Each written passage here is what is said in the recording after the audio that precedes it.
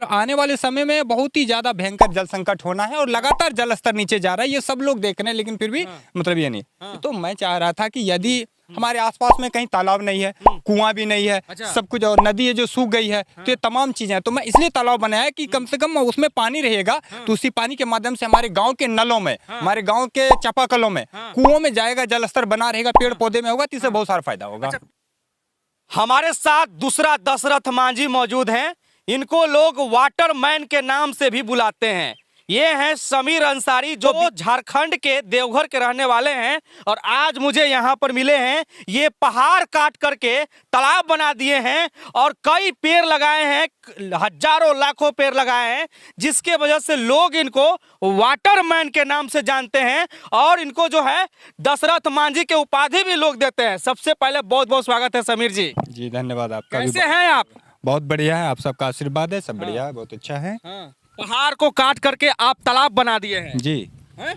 जी। ऐसा ही तालाब बना दिए हैं क्या? ये तो बहुत छोटा पड़ जाएगा। अच्छा, इससे भी बड़ा तालाब बना दिए जी हैं? जी, ये छोटा पड़ जाएगा। तो ये आप अकेले बना है कि आपके साथ और कोई? नहीं, कोई मेरे साथ नहीं था, और जो थे वो डिस्टर्ब भी कर रहे थे। हाँ। जी हाँ। यानी कि अकेले आप पहाड़ को काट करके इससे भी बड़ा तालाब बना दिए हैं। जी जी जी। एक बार दिखा दीजिए, ये तालाब दिखाइए, कितना बड़ा तालाब है, और इतना बड़ा तालाब अकेले जी। कितना दिन में काट दिए? कम से कम हमको लगता है कि कुछ अंदर है, लेकिन एक दशक तो कह ही सकते हैं हम। हाँ। एक दशक हाँ लग गया है। यानी कितना साल तक पर भी लग गया होगा? कम से कम 6-7 साल, 8 साल तो लग ही गया है। 8 साल से, जी हाँ बिल्कुल। यानी कि 8 साल से आप पहाड़ ही काट रहे थे? जी। पहाड़ काट करके वो तालाब बना रहे थे? जी। ये सब क्यों कर रहे थे आप? इसलिए कर रहे थे क्योंकि आए दिन समाचार पत्रों में जहाँ भी हो गंभीर जल संकट है। हाँ।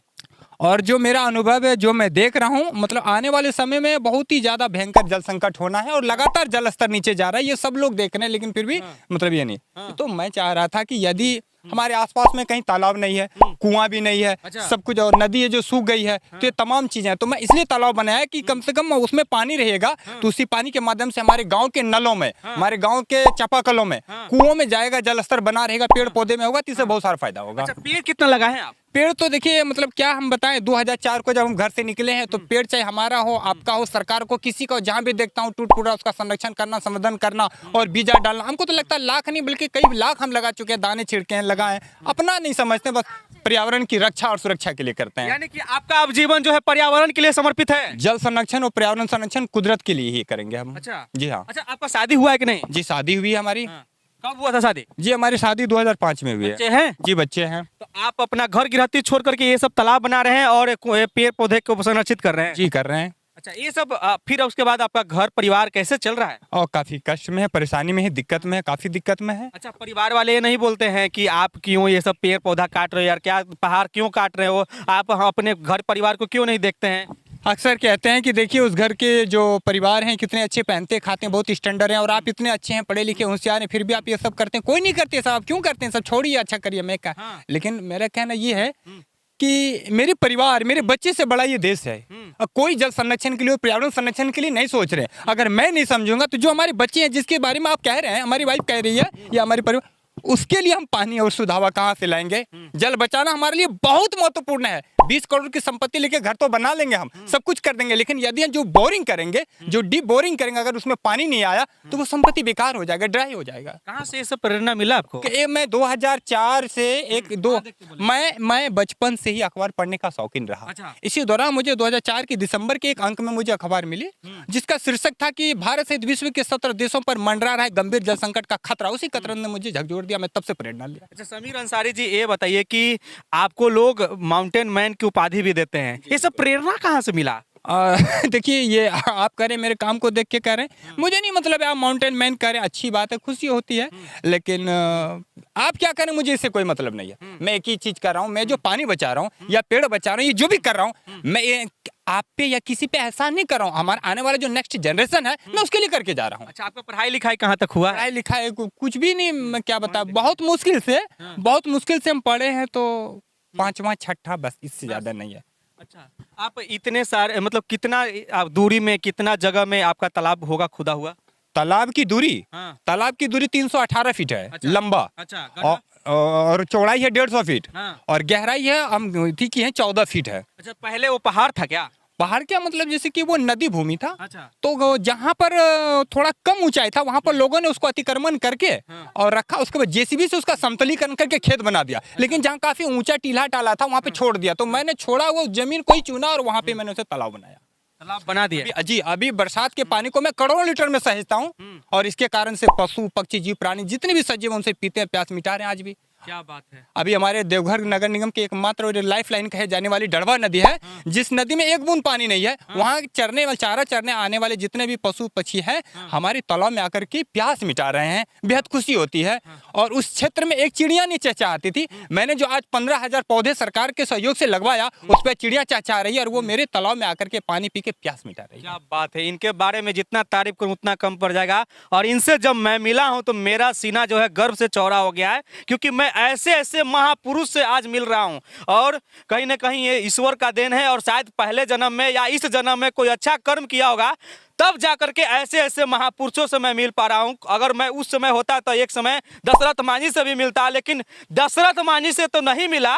लेकिन आज मैं ये वाटरमैन से जरूर मिल रहा हूं। इन्होंने न जाने कितने पेड़ पौधे लगाए, जल को संरक्षित किए, उसके बाद न जाने कितने पशु पक्षी इनके तालाब, जो खोदा हुआ तालाब है, उस तालाब में आकर के पानी पीता है और अपना जीवन यापन कर रहा है। आजकल के गर्मी में जैसे कि पानी की समस्या हो रहा है हर घर में, घर के बगल में, यानी कि जितना घर है, जितना घर में बोरवेल है, सोचिए कि पानी की जमीन के अंदर कितना सारा छेद किया हुआ है। तो पानी ऊपर से निकाल रहे हैं लेकिन उसको संरक्षित नहीं कर रहे हैं, तो पनिया जाएगा कैसे अंदर? और उसके बाद तो पानी का संकट आएगा ही। चेन्नई जैसे शहर में मई जून के महीना में वहाँ पर पानी के लिए लोग हाहाकार हो जाते हैं। गुजरात के कई ऐसे क्षेत्र हैं, महाराष्ट्र के कई ऐसे क्षेत्र हैं, तो बहुत सारा दिक्कत होता है। अगर वही हम लोग जागरूक होंगे, पानी को बचाएंगे, तब जा करके आने वाला समय में हमारा जो बाल बच्चा होगा, हमारा जो आने वाला पीढ़ी होगा, वो लोग बचेगा, पानी से वो लोग को दिक्कत नहीं होगा। लेकिन नहीं तो नहीं, अगर हम लोग जागरूक हुए तो समझिए कि वो लोग भूखे प्यास से मर जाएगा।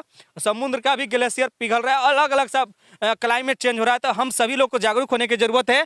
और ऐसे ऐसे व्यक्ति, आज तक आपको किसी सरकार के द्वारा सम्मानित किया गया?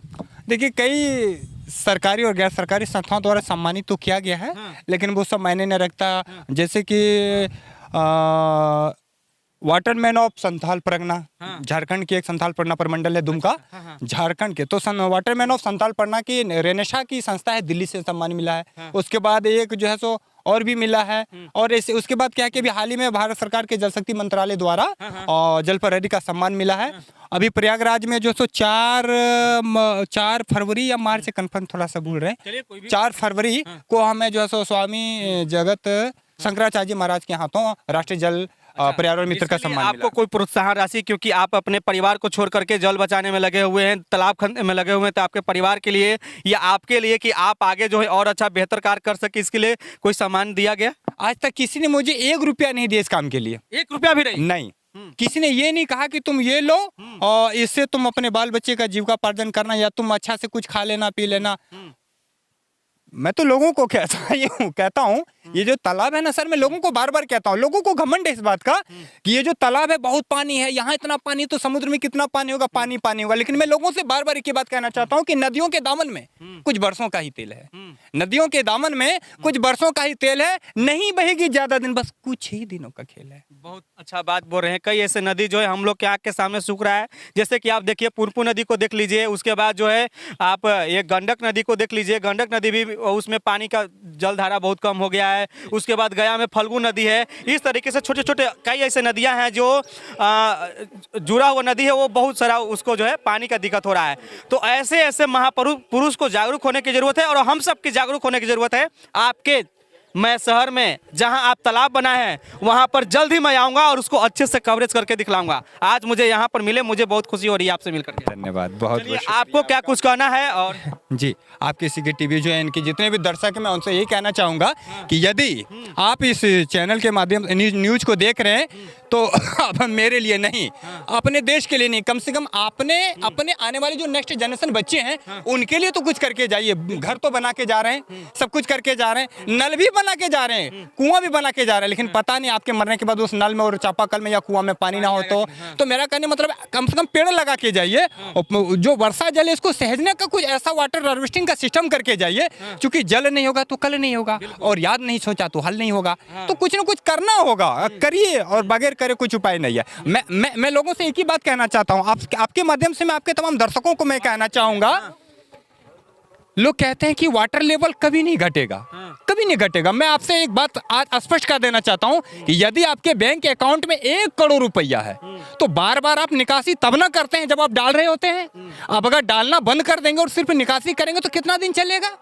हाँ, तो मेरा कहने मतलब है धरती के गर्भ से हम जब छाती चीर के जो पानी निकालते हैं ना, तो इसके लिए हमें डालना पड़ेगा, और यदि नहीं डालने तो वाटर लेवल की स्थिति देखिए। और मैं तो भविष्यवाणी बहुत पहले प्रेस कॉन्फ्रेंस करके कह दिया हूं कि 2030 के बाद जल संकट के लिए इतनी बड़ी होगी जो कि मतलब हर घर में जमीन जगह दौलत छोड़ करके पानी लेकर युद्ध होगा, और प्रत्येक गांव में हालात बेहतरीन तो बद से बदतर।